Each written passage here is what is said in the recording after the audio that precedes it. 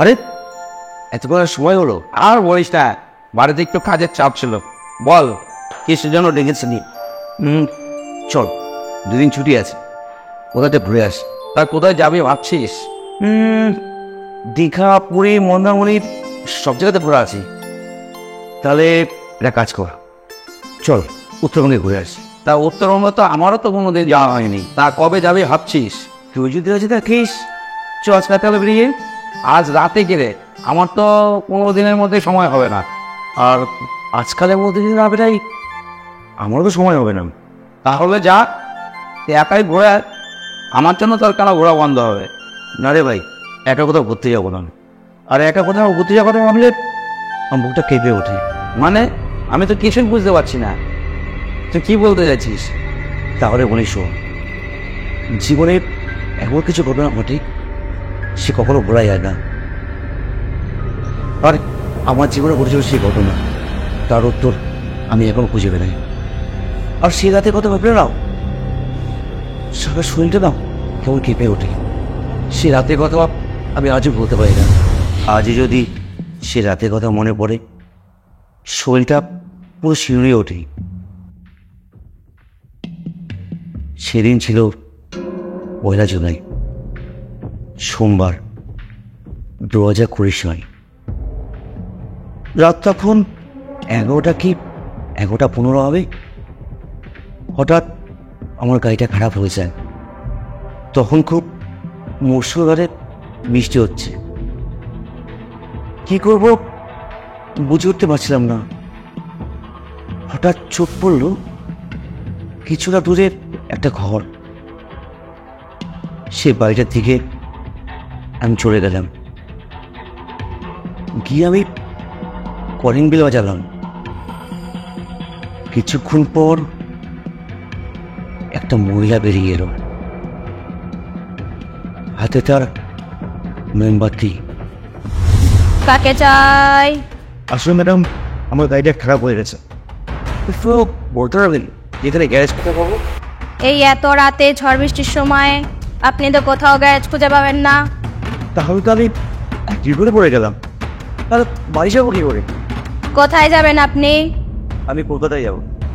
ও, ভিতরে আসুন, বৃষ্টি কমে গেলে চলে যাবেন। আসুন, ভেতরে আসুন আমার সাথে।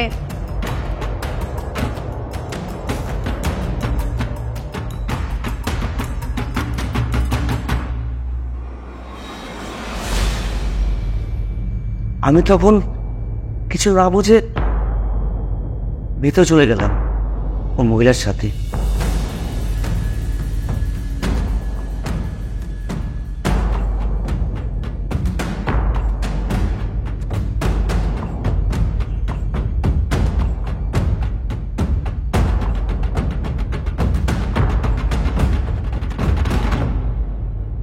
ঘরে ঢোকার পর মহিলা আমাকে বসতে বলল।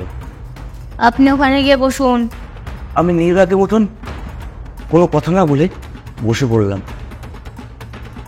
তারপর মহিলা আমাকে বলল, আপনি তো দেখছি পুরো ভিজে গেছেন, আপনি একটু বসুন, আপনার জন্য একটা টাওয়াল নিয়ে আসছি। মহিলা চলে গেল আমার জন্য টাওয়াল আনতেই। আমি সোফায় বসে ঘরের চারদিকে দেখতে লাগলাম। এর মধ্যে মহিলা চলে এলো। নিন, এটাতে আপনার সারা শরীর মুছে নিন। আর আপনি একটু বসুন, আমি আসছি। আমি মুখে কিছু বললাম, শুধু মাথা নাড়ালাম। মহিলাটা চলে গেল। আমি টাওয়াল দিয়ে সারা শরীরটা মুছতে থাকি। তখন বৃষ্টির কারণে ঘরে ইলেকট্রিক লাইন নেই। ঘরের চারিদিকে মোমবাতির আলো, ভালোই লাগছিল, তাতে একটু ভয়ও করছিল। সেটা কেন জানি না, এর মধ্যে ওই মহিলা একটা ট্রে করে মদ খাওয়ার যা যা লাগে সব কিছু নিয়ে আমার সামনে টেবিলে রাখলো। এই সময় আবার কি দরকার? আপনি তো বৃষ্টিতে ভিজে কাঁপছেন, তার জন্য এই সব। একটুখানি খেয়ে নিন, ফিট হয়ে যাবেন। ও আচ্ছা আচ্ছা, তাজা বলেছেন।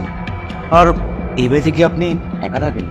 কেন, ভয় করছে নাকি? না না, ভয় পাওয়ার কিছু নেই। আমি আর আমার স্বামী থাকি। ও কিছুদিনের জন্য ব্যবসার কাজে বাইরে গেছে। ও তাই বলুন। আপনি এখন থেকে কোনো আপনি না, শুধু তুমি। মানে? কোনো মানে ঠানে না, আজ থেকে শুধু তুমি।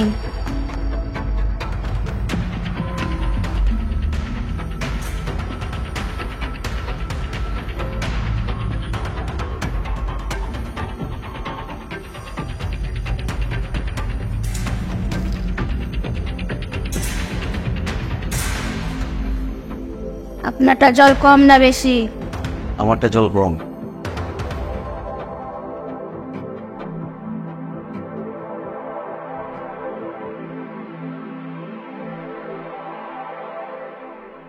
তারপর মহিলা মদ বানানো হয়ে গেলে একটা গ্লাস আমাকে দিল আর নিজেও নিল। তারপর দুজন মিলে চেস করলেন। আমি কেন জানি না মদ না খেয়ে গ্লাসটা হাতে ধরে বসে রইলাম। কি হলো, কি চিন্তা করছো? আও। হ্যাঁ, খাচ্ছি।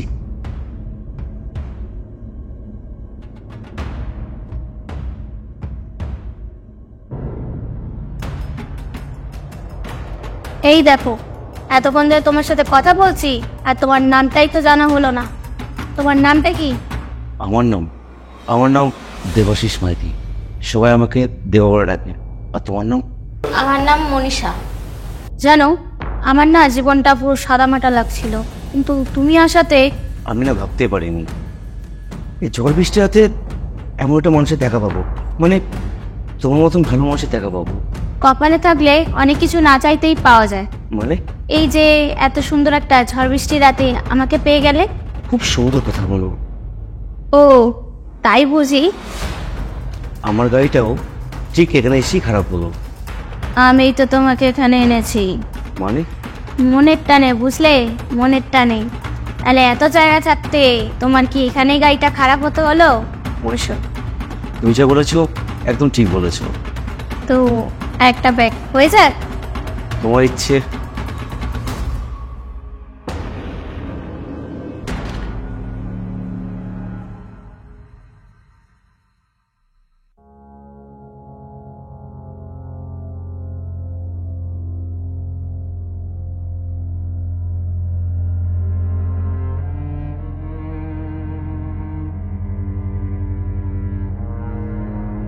মহিলা প্যাক বানাতে শুরু করলো। মদের গ্লাসটা হাতে ধরিয়ে বলল, এই নাও, আমাকে তুমি নিজের হাতেই খাইয়ে দাও। মহিলাকে মদ খাওয়ানোর সময় আমার হাত তার শরীরে চলে গেল।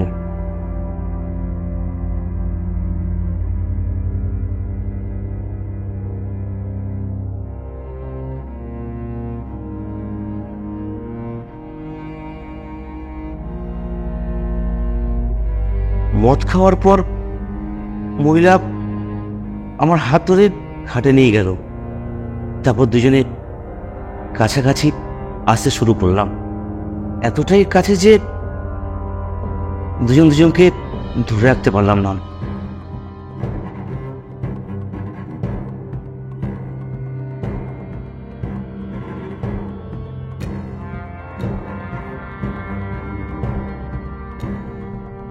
সালা, আমি তো ভেবেছিলাম হয়তো ভয়ের কিছু, তা ভালোই তো মজা নিলি। আগে আমার পুরো কথাটা শোন, তারপর তুই বল মজা না অন্য কিছু। আচ্ছা ঠিক আছে, বল। আমার সকালে যখন ঘুম ভাঙলো দেখলাম আমি একা বিছানায় শুয়ে। আমি একটু অবাকই হলাম, কোথায় কেন মহিলা?